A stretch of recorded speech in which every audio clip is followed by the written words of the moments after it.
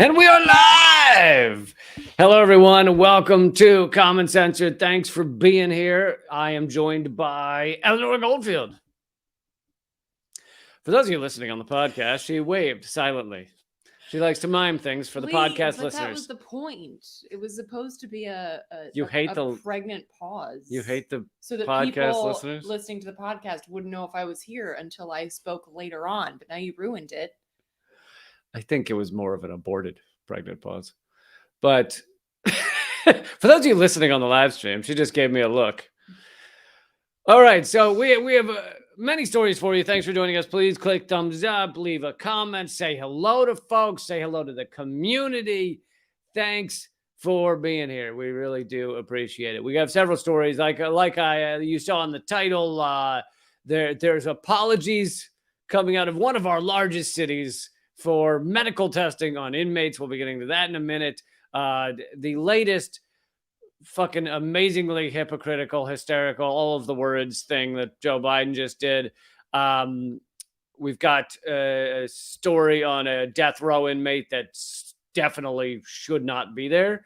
And we'll have other stories as well, but just to list one more that we're getting to. The missile that hit Poland that could have sparked off World War III if Russia had bombed, if it meant that Russia had bombed a NATO country. For those of you who heard that story, you might have thought, this sounds probably not true. And sure enough, we now have the proof. Not true. But we'll be getting to that as well. So to start out, we are starting in the great state of brotherly love. City. It's not a state of brotherly love at all. State in terms of feeling. A state of mind, you mean? Yes. An emotional state? Emotional state of brotherly love. Yeah. So I have to admit, when one of these things... Keep going. I just can't find it. Just keep talking. When one of these events happens, when there's like a public apology, you can almost be assured that whatever happened was so atrocious that an apology is a laughable reaction to the initial horror that took place. And this is no different.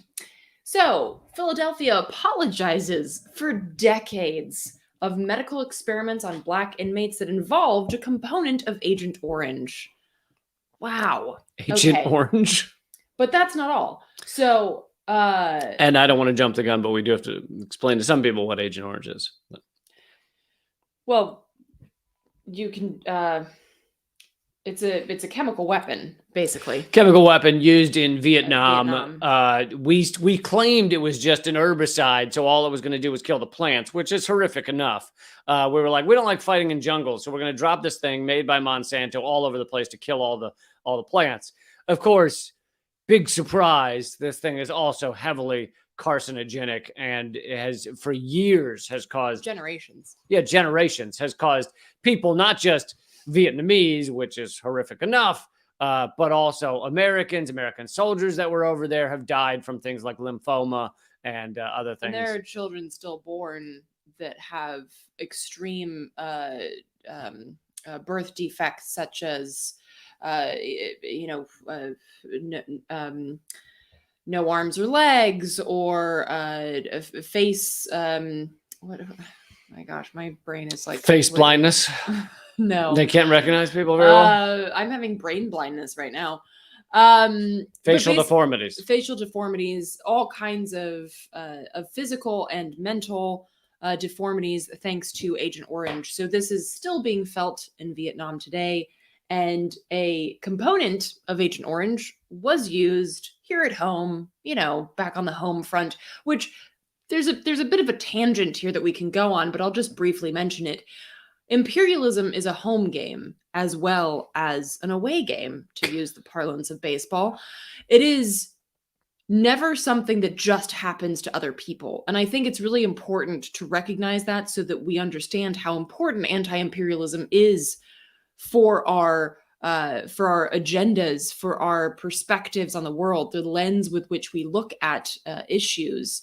it is so important because, I mean, it's important because it happens to other people in our name, but also because it happens to us as Americans and the most vulnerable Americans, which very often are Black and brown folks and Indigenous folks. And in this case, it's predominantly Black inmates in Philadelphia. So this happened from the 1950s through the 1970s.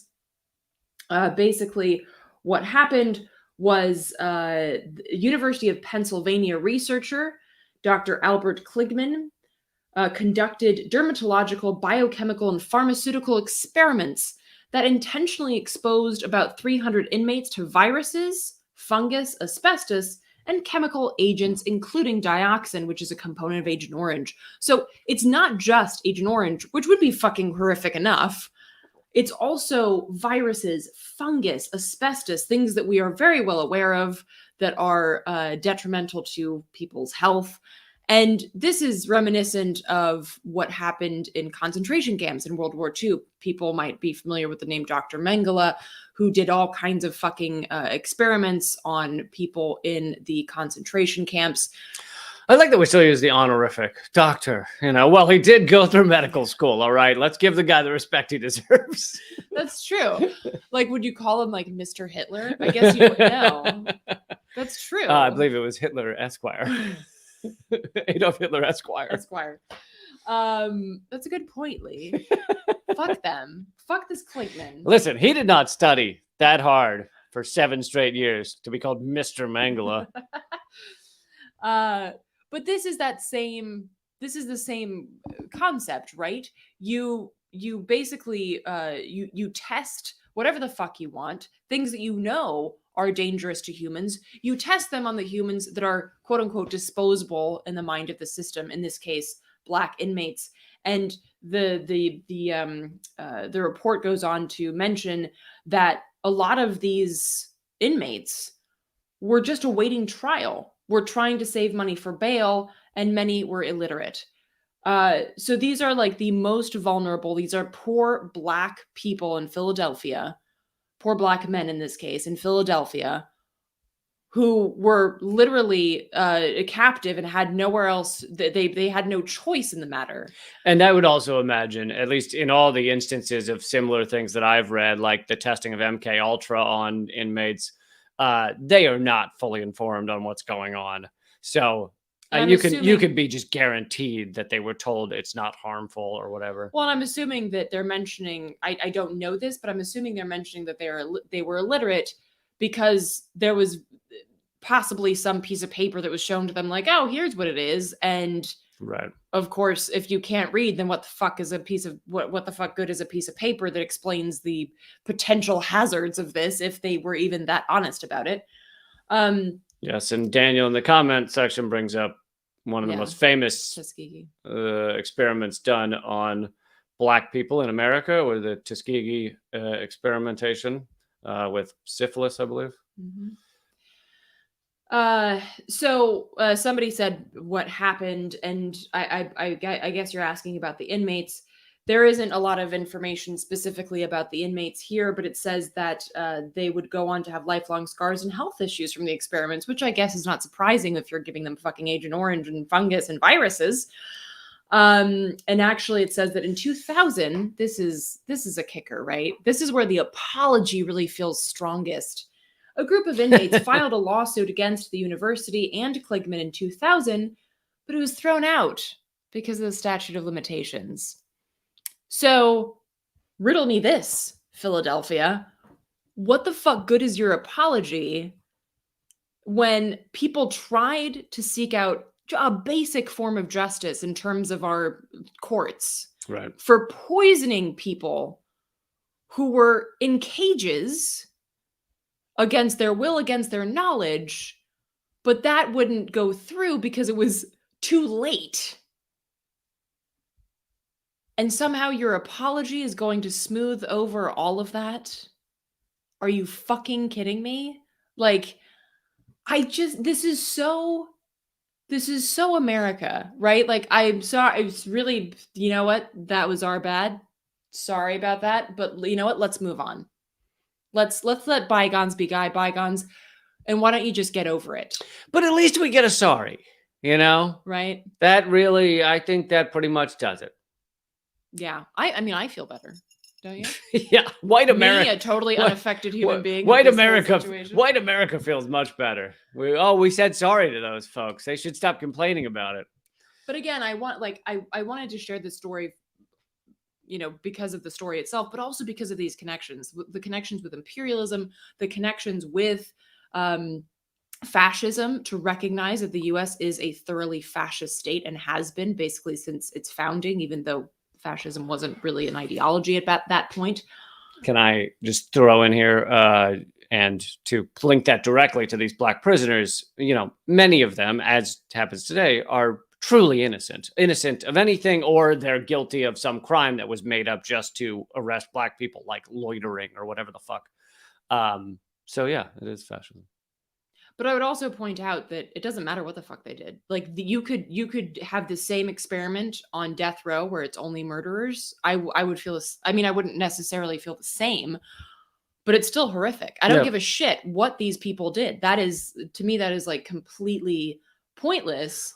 Okay, easy. I'm not completely pointless. The reason I said it was, well, yeah, you're saying what I said was completely pointless. The reason the point is pointless. Thank you. Okay, now I feel great. That was a Philadelphia apology right there. I didn't apologize. The reason I said it was because I was just clarifying fascism and linking it back to these Black prisoners. I wasn't saying that that's the reason this matters. Anyway, okay. Go ahead. All right, that's fair. What he just said is completely pointless. Now I'm gonna keep talking. Well, to be fair, you interrupted me. So I think those links are important. And in fact, if you look at where Hitler got a lot of his ideas, he got a lot of his ideas on how the US treats and treated at that point Blacks and Indigenous people. He loved that work. Yeah, like I love the work here. I love your work. It's beautiful. That was Hitler. Oh my God! And looking at the U.S. and not just the way the U.S. treats Black people, but also the way the U.S. exploits workers, exploits average people. Mm-hmm. He notoriously or infamously had a life-size painting of Henry Ford in his Munich office. He was a big fan of Henry Ford. Ford continued to do business with the Nazis throughout World War II. You can read descriptions of U.S. soldiers going to liberate Germany, defeating Germany, and they're finding that the Germans are in Ford vehicles, as are they. And they go, what the fuck is that? Well, there you go. Which I just, I don't know that I have a life. I don't know that I ever, even at like the height of. Don't tell me what I just said was completely pointless. No, it wasn't. I'm going off on a little bit of a tangent here, like a life-size portrait. Now, maybe I had an almost life-size like picture of Slash in my room. Of Slash. Because why not? Really. Hitler got a lot of his ideas from Slash as well. But like. Even then, it wasn't truly like. So I'm just saying, like, no, but you my have to fascination really be like into someone to have like a life-size portrait of them. True, but my fascination with the life-size portrait detail, which I read in a thing about how Ford was, part of Nazi Germany and everything. It's like, wow, yeah, he's really into it. And you kind of go, oh, that's creepy. Like anytime someone goes, dude, he's got a fucking life-size portrait of fill in blank. It's like, oh, that's creepy. Wouldn't it be creepier if it was like, dude, that guy has a thimble-sized portrait of Henry Ford on his desk? Dude, did you know he has a portrait of you that is this big? That would scare the fuck out of me. That's scarier, in my opinion. Just because it took someone that much longer to make it to do like all the details? Is that what you're thinking? Yeah, and just who does that? Who has a portrait of someone this big? It's creepy. I don't know, but people there are collectors who collect like little tiny things, Thank you, Yonina, for the donation. That's impressive. And she's saying to the daughter of a Vietnam vet, he was told he was sterile. I have issues with obesity and fertility. I'm 35 years old. I have a Bible study sister who suffered from endometriosis Yeah. since age 12. Mm. Yeah, that sounds a lot like the shit that came out of Agent Orange and other god awful stuff that went on with Vietnam, with the Vietnam War. War sucks indeed. Or as Vietnam calls it, turns out they don't call it the Vietnam War. They call it the War of American aggression. Which I feel like is just all the wars. That's now. true. That's all the wars. But anyway. But yeah, so again, I just wanted to raise your hand in the comment section if right now was the moment you go, oh yeah, that makes sense. They wouldn't call it the Vietnam War. Because in their opinion, it was people coming to their fucking country. And anyway, go ahead. Again, I doubt they call it the Iraq War in Iraq. Yeah, well, I don't know what they call it. The War of American aggression. Like this is. I don't know. I don't know. Copy paste. I'm just saying. Okay, so yeah, just wanted to make those connections and share this story. And fuck you, Philadelphia, for this bullshit apology. I think this is a very good time to highlight the ongoing need for reparations, and that reparations, as many rad and powerful Black organizers and leaders have pointed out, it's not just about slavery. It is about the ongoing oppression of Black people in the United States that goes up until today. This just ended. They just stopped using Agent Orange on Black inmates in the 70s. Like, what the fuck? It's so crazy. Every time you read one of these stories, you go, oh, this must have ended in the 40s. And it's like still going on. So yes, this is another good point to highlight the need for that conversation to be had legitimately and continuously because of these bullshit apologies.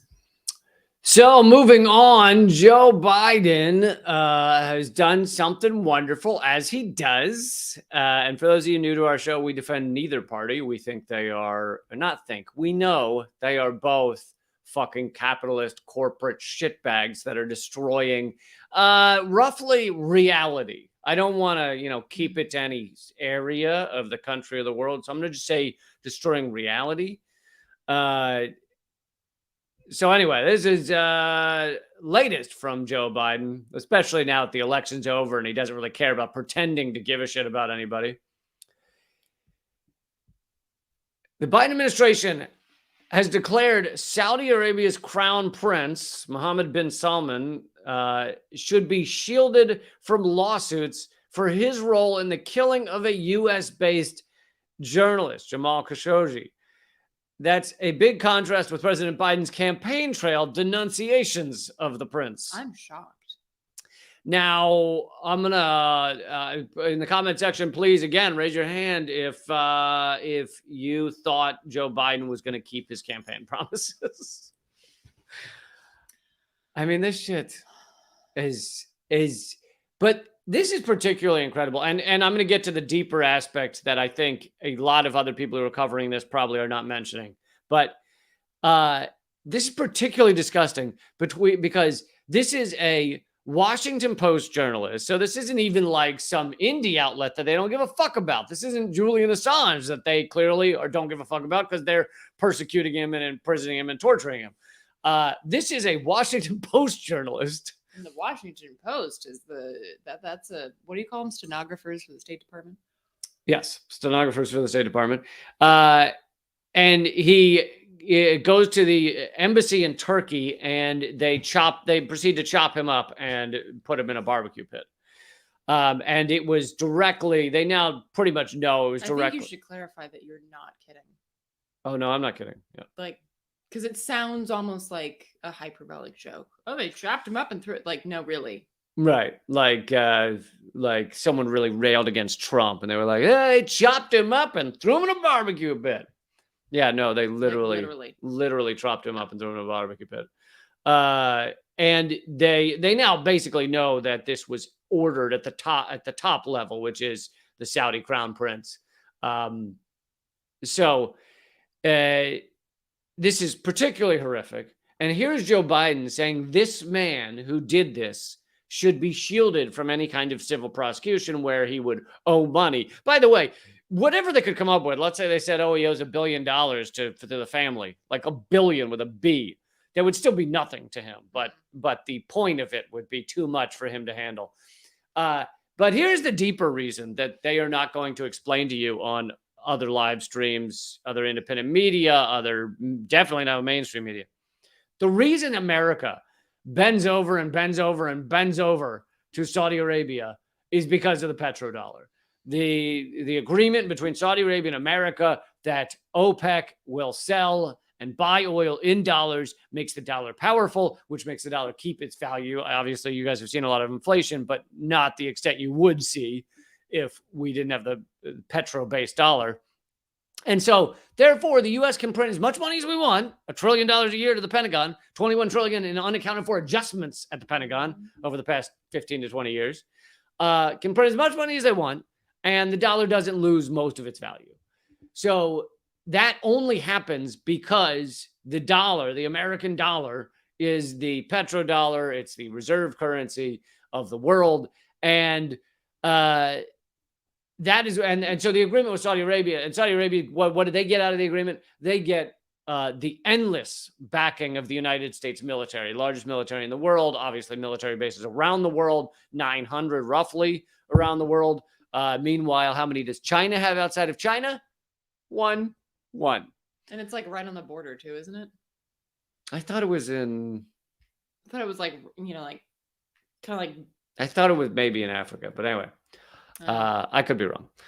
But so Saudi Arabia gets that, but that relationship is a bit rocky. Things are getting rockier. The dollar's losing its power to some degree. And obviously, to ever get past the climate crisis, we must get past the petrodollar immediately. Like, the U.S. dollar cannot be based on petroleum, or else the U.S., the largest empire the world has ever known, will do anything it can to make sure petroleum continues to be used every day, all day, for everything.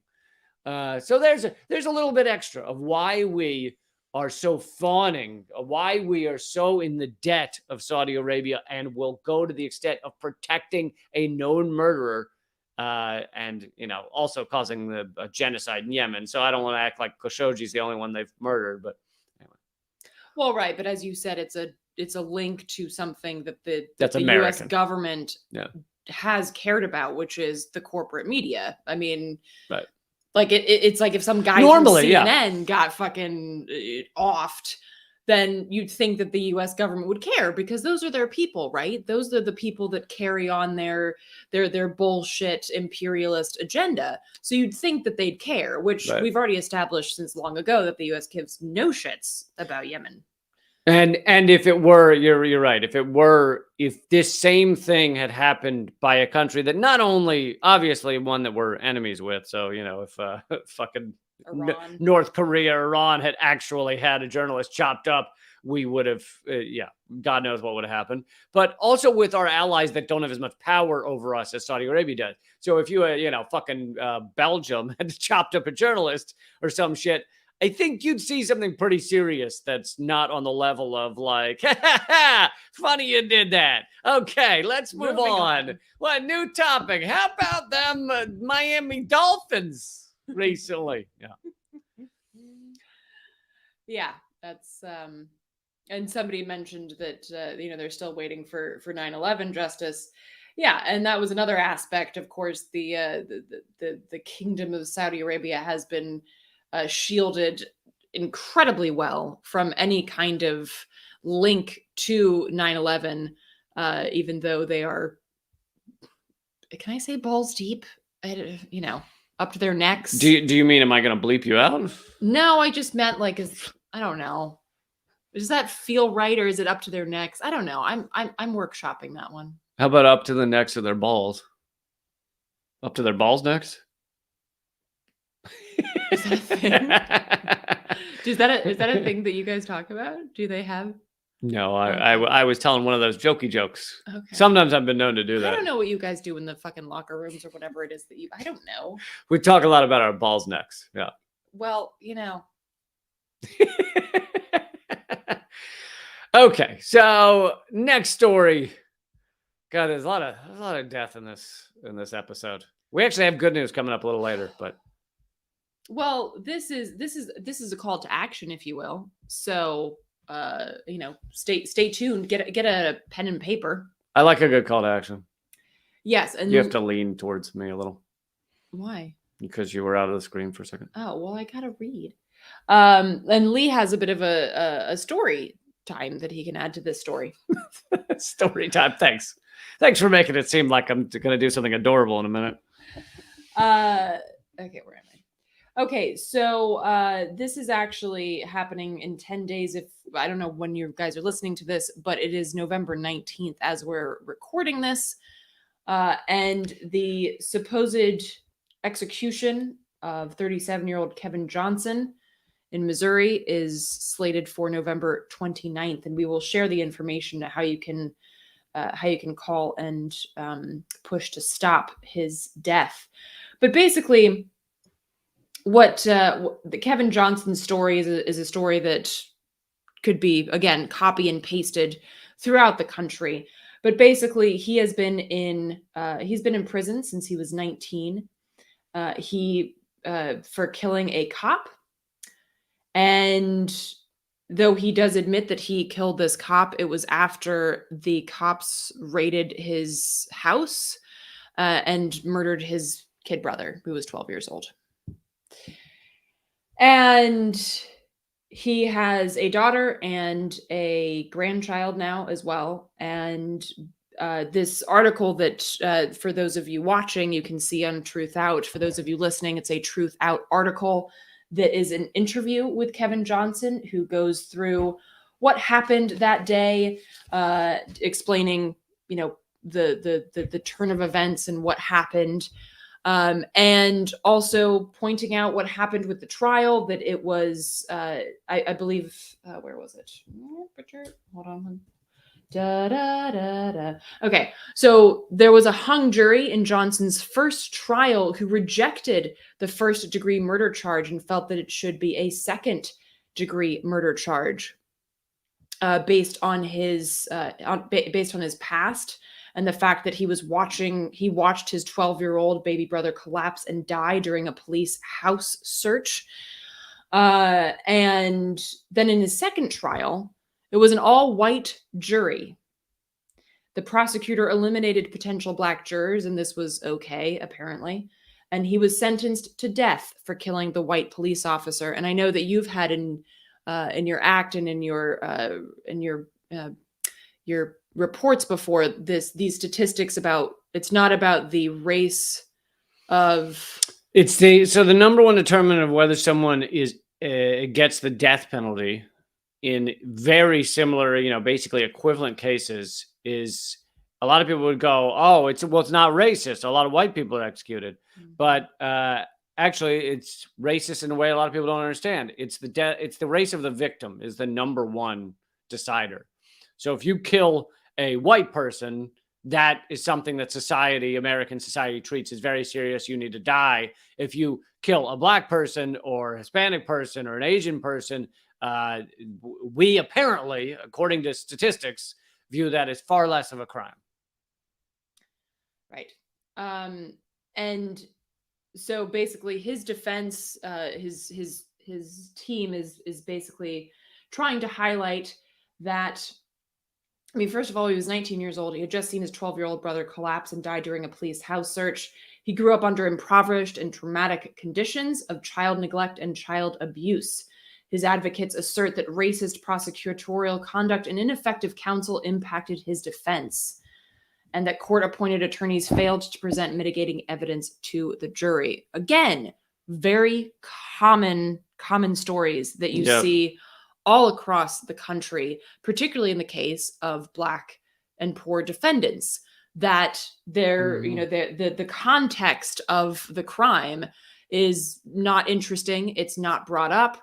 And if there is an instance where there seems to be jurors, particularly somebody pointed out in the stream, a jury of your peers, if there seem to be people on the jury that are sympathetic to you, they can be shown the fucking door and they can get in a new jury that will see things the prosecutor's way, and before you know it, you're on death row. And this is an important thing to because I think sometimes, we talk a lot about how the justice system is totally unjust, but there are a lot of tactics that can work in this, and one of them is this jury and the idea of, for instance, keeping Black jurors off the jury. We talked about this in the Mumio Abu Jamal case as well. Yep. A couple of weeks ago. And that's a very convenient tactic, right? We want to make sure, the prosecution wants to make sure that there is nobody on that jury that could possibly see things from your point of view. Yeah. Oh, we want to make sure that nobody on that jury knows what it's like to grow up impoverished, Black, in these awful conditions with abuse and neglect. Like, we want to make sure that that's the case, so we can make this person look not just evil, but not human. And I actually spoke to a lawyer not that long ago who does a lot of defense work and pro bono defense work, particularly in the South, predominantly with Black defendants. And he said that this is one of the hurdles that they deal with the most, which is trying to just get people to see their clients as fucking human beings. Yeah. And if I can just throw one thing in here. So, like you're saying, an impoverished Black person facing death penalty charges for killing a cop, right? Mm-hmm. So they're appointed a lawyer. And especially in smaller towns, but this happens throughout America, that lawyer may be somewhat trying to get them off. It doesn't, I'm not saying the lawyer, they're generally appointed someone that legit would like to get them off. However, that lawyer also, especially in smaller towns, goes up in front of that judge endlessly, hundreds of times, maybe hundreds of times a year. And so that judge will look down upon them and hold it against them if they're viewed as, quote, wasting the court's time. So that lawyer may go up and say, look, here's why my guy shouldn't be executed, blah, blah, blah. He should get life in prison instead. But he's not really going to spend that much time on a poor person that is facing death penalty for killing a cop in front of a judge that will take that out on him later in other cases. So you often have a public defender who's way overworked, views this as a lost cause, and maybe trying to help people. Again, yes, there are some public defenders that are fucking awful, but maybe trying to help people, but still is incapable or unwilling to actually do the work of freeing this person. Yeah, absolutely. It is a completely broken system. And so the next thing that I want to share with y'all is the information about how you could actually help. And they're asking folks to call. Do you have that other thing that I sent you? It's like a JPEG. Sorry, give me a second. So basically the state of Missouri plans to execute Kevin Johnson on November 29th.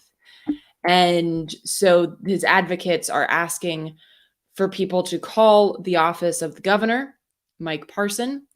And while we share that screen, I thought it would be cool because I think some people who listen to our show or ever hear me talk about things like have told people, don't fucking sign a petition, don't But this is different. And I think it's important to note why this is different, because this does actually work. Like, people have been moved off of death row because people call. And Lee, would you like to share a personal story about this particular topic? I don't know what you're talking about. Yes, I don't want to overstate my importance. There was a group of activists also working to try and save a certain man's life. This was many years ago, 12 to 15. I don't remember exactly, but I heard about this story, and it was not really a national story. There was some independent coverage of it. But it was in Texas, a man named Kenneth Foster was going to be executed. And here's how his case was different than everyone you've ever heard on death row. The prosecution, everyone, so the state, the prosecution, the defense, everyone admitted he had not killed anyone and he was going to be executed because he'd been driving a car. His friend got out, got in a fight with someone, ended up murdering him, and they were putting the driver who didn't know this was going to happen to death. And in Texas, they have a law called what they call a law of parties. If you're with someone who murders someone, we can execute you because Texas loves executing people. So so this was in Texas. The governor at the time was Rick Perry. You probably know him because he ran for president and looked like a fucking idiot. But he loved executing people. He executed more people than George W. Bush did when he was Texas governor. So this guy loves executing people, doesn't give a fuck about innocence. But what they do give a fuck about, and that's why these calls can matter, they give a fuck about how they look in the media, how they look if they're going to run for higher office later, those type of things. And so these are politicians, and they care about how they look if a lot of people are talking about it. And so I was more naive about the system back then. Well, I guess it was probably over 15 years, but at least 15 years ago. But I was more naive about the system back then. And I called the number they gave to tell the governor not to execute Kenneth Foster. And I get his secretary, and she says, okay, we'll add you to the tally, and hangs up on me. And I am blown away that there is and she sounds, bored by it. I am blown away that there's a tally on whether to have someone murdered. She's just like, yeah, like it's American Idol or something. Yeah, but okay. That's your vote? Okay. One for not murder. And so I'm thinking, how can I have more of an impact? I'm nowhere near Texas. I'm in New York City. I'm not in Texas. I can't get there easily. I can't be in the governor's driveway as other protesters were. So I do not want to understate how much other protesters and activists did. And so I was like, how can I have more impact? So I was like, well, let's make them think I'm more important than I am. And I called the next day. So, not immediately after, but I called the next day. And I had a whole story about how I was a filmmaker. I was making a film. I made up a fake production company that sounded real. I combined two names, Dreamscape Films or something. And I said, we're making a documentary, full-length documentary. We already have distribution on the death of Kenneth Foster. He hadn't died yet, by the way, on the execution of Kenneth Foster. And I was wondering if we can interview the governor. And she goes, well, I got to put you through to the press secretary. Clearly believed my story. She puts me to the press secretary. I tell her the whole story again. She says, well, I don't know. I'll need to consult with the governor. How can I reach you? And, after I talk to him. And I go, well, the email for the movie will be up soon. It's info@bloodontexashands.com. And there's a long pause, and then she clarifies the spelling of the email address. And so I get off the phone with her, and I could tell she was being sincere, and I could tell she was sincerely worried that this film was going to be made on the death of Kenneth Foster. And so I kind of have no doubt that she brought it to the governor. Now, again, there were other protesters. There were other famous people. I believe Jimmy Carter maybe had spoken out against that death penalty. And ultimately, Rick Perry commuted the sentence. Kenneth Foster, I believe, is alive to this day still. And it made me realize that a few people, not one person, but a few people can have an impact if you do it in the right way, use the right leverage. Rick Perry at the time was planning a presidential run and was probably scared of a bad movie coming out about him.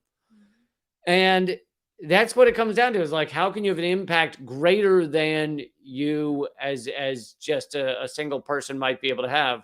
And so anyway, I highly recommend you call this number. If you happen to pretend to be a film crew or something like that, I'm not saying do it. I'm not saying do it, but I'm not saying don't do it. So for those of you listening, call the Missouri Governor Mike Parson, 573-751-3222. And you can also look up hashtag clemency for KJ on Twitter. There's been a lot of traffic on that hashtag, so you can look for more information there. But again, there's just one example of why this particular action can mean a lot and can do a lot. And so please take a moment out of your day. All right, moving on. I also tweeted the phone number. So if you're in the middle what's of your something, Twitter? At Radical Eleanor. Radical Eleanor is the Twitter account with that number as well. So moving on to a story you probably saw in the mainstream media, that Russia bombed Poland, which is a NATO member, and 2 people died. And what you probably have heard or might know is that if someone attacks a NATO member, that means all of NATO gets involved. It's instant war in a large scale. Have we done this before? What's that? This whole, if one person gets attacked, then everybody has to join in. Has this happened before? I believe it was World War. Was it 1? I think. Yeah. Was it the first time the whole world tried to kill each other? See, this is the problem when you do this. I mean, I'm gonna let you get into the story in a second. Should we talk about the story? No. We should talk about the story, but it's like, NATO is dumb for so many reasons, but this is one of the many reasons that it's fucking dumb. Somebody trips over a cable and accidentally like bombs somewhere, or presses a button, or happens to put in the code on their phone when they're trying to butt dial someone, and all of a sudden it's a world war because you've created a conglomerate of people who are itching with their trigger fingers ready. They're just itching for a war. And you've created the perfect situation to just like all out global annihilation. Over to you. So, and some of you might have been like, this seems too easy, right? Would Russia really like, you don't have to support Russia's invasion. You don't have to support the proxy war in Ukraine in any way to be like, this seems something a little weird about this. And sure enough, here's the update. Zelensky and media lackeys caught in most dangerous lie yet. Here's the image of the AP headline: Russian missiles cross into Poland during strike in Ukraine. Cross into Poland? It sounds like they were like walking. Like cross into Poland. That is such a bullshit headline. Well, I think they were trying to say that Russia didn't do it intentionally, that they accidentally bombed Poland. But still, either way, it still could lead to world war. It could lead to a nuclear Armageddon. It could lead to the death of all of us. That sounds like something they'd write about Israel. Israeli rockets cross into Gaza. It would be like people were found dead near rocket. Maybe Israeli. Why. Yeah. So, but here's and by the way, for those of you that don't know of the Gray Zone, great outlet, but you're like, hey, he's quoting from outlets I don't know. This is actually verified by Biden and others. So even Biden and them are admitting this. With Kyiv exposed for a lie that could have triggered Third World War, it is time to examine past deceptions that Western media promoted. A missile that exploded on Polish soil on November 15th killed two civilians and destroyed farm equipment. That's the biggest problem. Ukrainian President Zelensky and Western corporate media rushed to blame the explosion on Russia in apparent hopes of triggering NATO's Article 5, which requires NATO states to defend one another militarily when attacked by a hostile force. Polish and NATO members, including President Joseph Biden, have since confirmed the missile that struck Poland was in fact a Ukrainian S-300 anti-aircraft missile. Yeah, so this Aren't we lucky that they use different missiles? I know, honestly. But so even the U.S. is admitting this. Yet Zelensky is sticking to his line, blaming Russia for the strike, while NATO Secretary General Jens Stoltenberg. Yeah, you do that. Wait, isn't it Stoltenberg? Well, I'm trying to Americanify it for you, okay? I believe it's American Eyes. What Americanify? All right. Well, why can't I Americanify Jens then? Oh, because every time you do that, my ovaries gag. Don't know why it had to be your ovaries, but Because it's a still, very sensitive part of my body. It's Jens. okay. Thank you. Jens, I'm saying it better than you. Jens Stoltenberg still insists that Russia bears ultimate responsibility. You know what this reminds me of? It reminds me of that line from Maverick, the movie, where he says, and I know, what's his face? The actor. Mel Gibson. Mel Gibson is a douche canoe, but this line was funny. He's talking about these like Native Americans come over a hill or something, and he's talking to some other actor, and he's like, "Well, I feel like it's their fault for being on our land before we got here." That's what this feels like. Right. Russia is responsible. Why? Well, because they were the reason that the Ukrainians bombed Poland. So it's really. Which, by the way, weirdly, that scene was also about a Russian oligarch coming over to shoot Native Americans. God, that true. But that's not what you're referencing. No, but that was like an OG. That was an OG Anti-Russia. anti-Russia. Yep. Meanwhile, the media outlets that reflexively pointed the finger at Russia have been forced to take a step back from their initial reporting.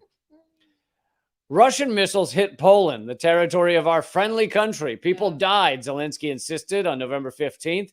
The longer Russia, this is a continued quote from Zelensky, the longer Russia feels impunity, the more threats there will be to anyone within reach of Russian missiles to fire missiles at NATO territory. This is a Russian missile attack on collective security. This is a very significant escalation. We must act. He's like trying to get World War III triggered.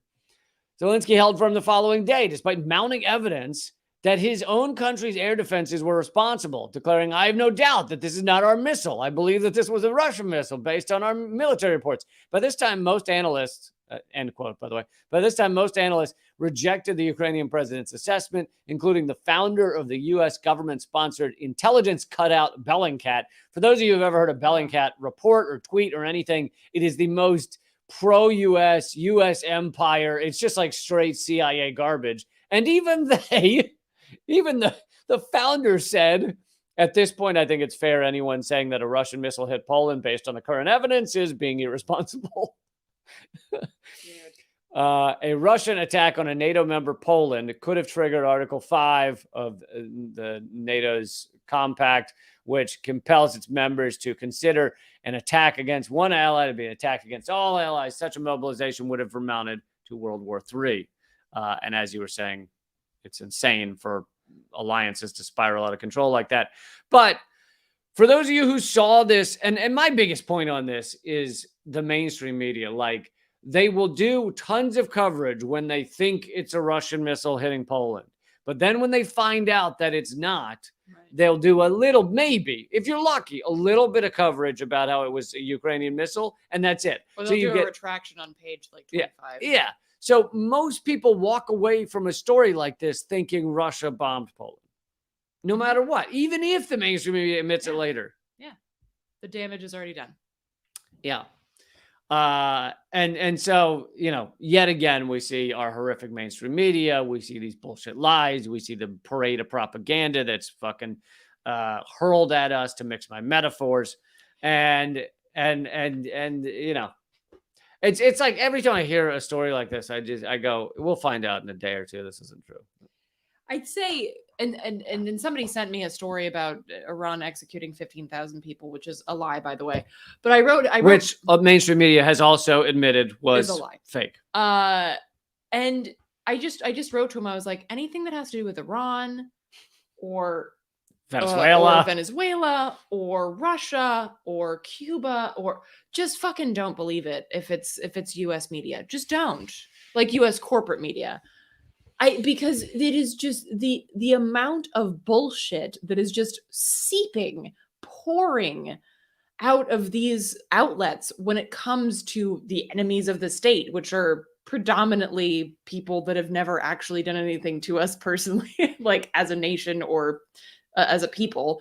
It's just it's remarkable. So our media literacy is important in general, but it is very important, particularly with these nations.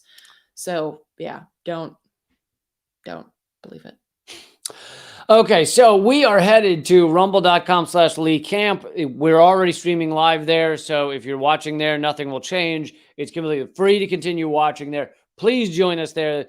The only way we keep this show and other work going is at leecamp.net. I hope you'll become a member and join there. You get all kinds of exclusive stuff. You get exclusive Q&A with me every Friday. You get all kinds of great shit. So I hope you'll check out leecamp.net. But if you're enjoying this, we got at least 2 more stories for you. I'm also going to show you the new episode of Most Censored News.